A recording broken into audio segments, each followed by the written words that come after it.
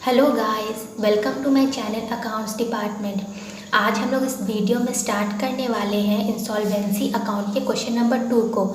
इससे पहले मैंने क्वेश्चन नंबर 1 सॉल्व किया है। अगर आप उसे देखना चाहते हैं तो लिंक मैंने डिस्क्रिप्शन बॉक्स में डाल दिया है, आप वहां जाकर चेक कर सकते हैं। अगर आपको क्वेश्चन नंबर 1 में कोई भी प्रॉब्लम हुई है तो आप उसे कमेंट में ज़रूर बताएं। तो चलिए स्टार्ट कर लेते हैं।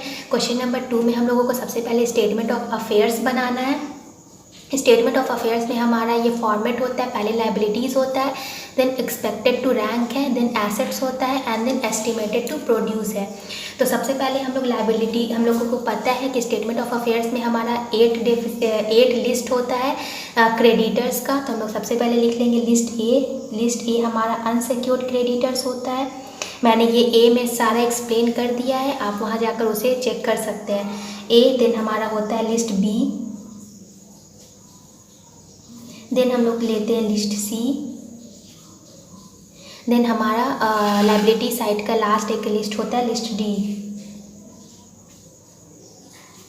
देन हमारा एसेट साइड आता है लिस्ट ई। इन सारे लिस्ट के बारे में मैंने क्वेश्चन नंबर 1 में बता दिया है। लिस्ट ई देन हमारा होता है लिस्ट एफ, देन है हमारा list G and then list H को हम लोग डेफिशिएंसी बोलते हैं। तो सबसे पहले हम लोग क्वेश्चन में देखेंगे। क्वेश्चन में हमारा एक दिया है फॉर्मेट, जिसमें सबसे पहले हमारा कैश है। तो कैश हमारे लिए एसेट्स है, तो एसेट्स हमारे लिस्ट ई में जाता है। तो सबसे पहले हम लोग कैश लिख लेंगे। कैश हमारा जितना है उतना ही हमें प्रोड्यूस भी होगा, तो हम लोग 115 लिख लेंगे डायरेक्ट एस्टिमेटेड टू प्रोड्यूस में। कैश के बाद हमारा स्टॉक है, तो हम लोग लिखेंगे स्टॉक की जो रियल वैल्यू दी हुई है उसे अंदर लिखेंगे। एंड देन इसमें क्वेश्चन में बोला है कि 2/3 उसका वैल्यू जो है वो एस्टिमेटेड टू प्रोड्यूस है। एस्टिमेटेड टू प्रोड्यूस मतलब होता है कि अनुमान लगाया गया है कि अगर स्टॉक को हम लोग सेल करते हैं तो उससे कितना रियलाइज होगा, मतलब एस्टिमेट लगाया गया है। तो 510 का 2/3 तो 2/3 ये हो जाएगा हमारा 340। स्टॉक के बाद है हमारा डेटर्स में गुड है, तो डेटर्स हमारे लिस्ट एफ में जाता है। तो इसमें हम लोग लिस्ट एफ में लिख लेंगे, ये बुक डेब्ट्स है तो हम लोग लिखेंगे गुड। देन हमारा होता है डाउटफुल, देन हमारा होता है बैड। गुड का मतलब होता है कि जितना हमें किसी से लेना है पैसा वो पूरा हमें मिल जाएगा। तो गुड को डायरेक्ट हम लोग एस्टिमेटेड टू प्रोड्यूस में लिखते हैं। गुड है हमारा 3490 का। Then doubtful and bad. Doubtful तो पता चल ही रहा है कि डाउटफुल मतलब है कि जितना हमारा बाकी है किसी के पास पैसा उसमें से कुछ मिल सकता है, पूरा नहीं मिलेगा। एंड बैड मतलब होगा कि कुछ भी नहीं मिलेगा, उससे रिटर्न कुछ नहीं आएगा। तो ये हो जाएगा हमारा डाउटफुल है 900 एंड देन है 750 बैड। ये हम लोग टोटल कर लेते हैं डाउटफुल एंड बैड को, ये हो जाता है हमारा 1650। अब क्वेश्चन में डाउटफुल के बारे में बोला है कि इससे हमारा 1/3 मिल रहा है। तो 900 का 1/3 हमारा 300 होता है। तो 300 हमारा एस्टिमेटेड टू प्रोड्यूस हो जा रहा है, कि मतलब एस्टिमेट लगाया जा रहा है कि डाउटफुल जो हमारा डेब्ट्स है 900 का, उसमें से 300 हमें वापस मिल जाएगा। देन हमारा फिक्चर्स, तो हम लोग फिक्चर्स लिखेंगे। फिक्चर्स हमारा 282 का, इसका रियल प्राइस है 282 के बारे में। फिक्चर्स के बारे में बोला है कि इसका 1.5 हमें एस्टिमेट हो रहा है, हम लोगों ने अनुमान लगाया कि 1.5 प्रोड्यूस कर सकते हैं। तो ये हो जाएगा 1.5 141। फिक्चर्स के बाद हमारा शेयर्स है, तो हम लोग लिखेंगे शेयर्स के बारे में कुछ भी नहीं बोला, तो शेयर जितना हमारा वैल्यू है उसे हम लोग टोटल एस्टिमेटेड टू प्रोड्यूस में लिख देंगे। उसके बाद है हमारा क्रेडिटर्स, जो कि अनसिक्योर्ड है। अनसिक्योर्ड डायरेक्ट लिखा है, तो हम लोग अनसिक्योर्ड क्रेडिटर्स यहाँ है, तो हम लोग इसमें 6000 एक्सपेक्टेड टू रैंक में लिख देंगे डायरेक्ट।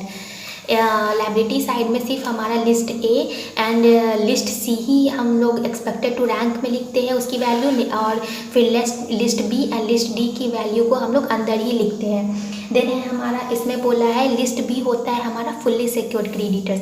तो इसमें एक दिया है कि 1750 हमारे पास सिक्योरिटी है, जिसके ऊपर 1250 का लाइबिलिटी है। तो हमारे पास यहाँ पे सिक्योरिटी ज़्यादा है एंड लाइबिलिटी कम है, तो ये हमारे पे लिए फुल्ली पेड हो जाएगा। 1750 का हमारे पास सिक्योरिटीज़ है, जिसमें से हम लोगों को सिर्फ लाइबिलिटी पे करना है 1250। तो ये फुल्ली पेड अप हो गया क्योंकि हम लोग 1250 पूरा दे रहे हैं क्रेडिटर्स को। तो ये 500 बचा, ये 500 हमारा सरप्लस होता है। ये सरप्लस हमारा एसेट साइड जा करके ऐड हो जाता है। देन लिस्ट डी है, लिस्ट डी में हमारा प्रेफरेंशियल क्लेम्स दिया है, रेट्स, तो हम लोग इसे लिख लेंगे। तो यहाँ पे लिखेंगे रेट्स। ये है हमारा 95। इस 95 को हम लोग लाइबिलिटी साइड ले जाके माइनस कर देते हैं। तो इसमें हम लोग लिखते हैं deducted as per contra, as per contra. ये हो गया हमारा जो इन्फॉर्मेशन दिया हम लोगों ने उसे लिख लिया। अब हम लोग टोटल करेंगे पहले। तो टोटल करेंगे तो हमारा सबसे पहले लाइबिलिटी साइड में आ जाएगा। ये हो जाएगा हमारा 6000। इस 6000 को हम लोग एसेट साइड में लिखेंगे।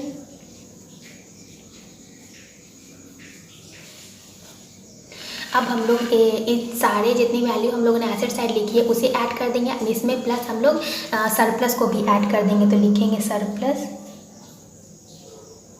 सरप्लस हमारा 500 का, 500 को भी ऐड कर लेते हैं। ये टोटल ऐड करेंगे तो हमारा आ जाएगा 5136। अब इसमें से हम लोग जो हमारा लिस्ट डी का वैल्यू था उसे माइनस कर देते हैं। तो हम लोग उसे माइनस कर देंगे। तो लिखेंगे लेस डिडक्टेड। ये हो जाएगा हमारा 95। इसे माइनस करेंगे तो यहाँ हमारा आ जाएगा 5041। अब इस 5041 को हम लोग डायरेक्ट जो हमारा मेन रेट टोटल रहता है उसमें से माइनस कर देते हैं। जो माइनस करने के बाद आएगा वही हमारा लिस्ट एच की डेफिशिएंसी हो जाती है। तो लिखेंगे लिस्ट एच डेफिशिएंसी। ये हो जाएगा हमारा 959 का। ये हमारा डेफिशिएंसी हो गया। इसके बाद हम लोग को बनाना रहता है डेफिशिएंसी अकाउंट। अब हम लोग डेफिशिएंसी अकाउंट बना लेंगे। तो डेफिशिएंसी अकाउंट में हमारा डेबिट साइड में होता है जितना भी प्रॉफिट है एंड डेफिशिएंसी हुई है, कैपिटल है, वो हम लोग डेबिट साइड में लिखते हैं। एंड क्रेडिट साइड में हमारा जो लॉस होता है उसे लिखते हैं। तो सबसे पहले डेबिट साइड में हमारा कैपिटल है तो कैपिटल लिखेंगे। कैपिटल क्वेश्चन में दिया है 3175 का। देन उसके बाद प्रॉफिट दिया है क्वेश्चन में तो हम लोग प्रॉफिट लिख लेंगे। प्रॉफिट बोला है कि 2027 का हो गया है। देन उसके बाद डेफिशिएंसी हुई थी तो हम लोग डेफिशिएंसी भी लिख लेंगे। डेफिशिएंसी ये हमारा 959 का। देन उसके बाद हमारा ड्राइंग बोला है क्वेश्चन में तो ड्राइंग हम लोग लिख लेंगे क्रेडिट साइड में। ड्राइंग्स के बारे में क्वेश्चन में बोला है कि हमारा हो जाएगा 1500 है 3 मंथ्स का। तो हम लोग 1500 लिखेंगे इंटू 3। ये हो जाएगा हमारा 4500। ये 4500 ड्राइंग्स है हमारा 3 इयर्स का। देन है लॉस ऑन रियलाइजेशन।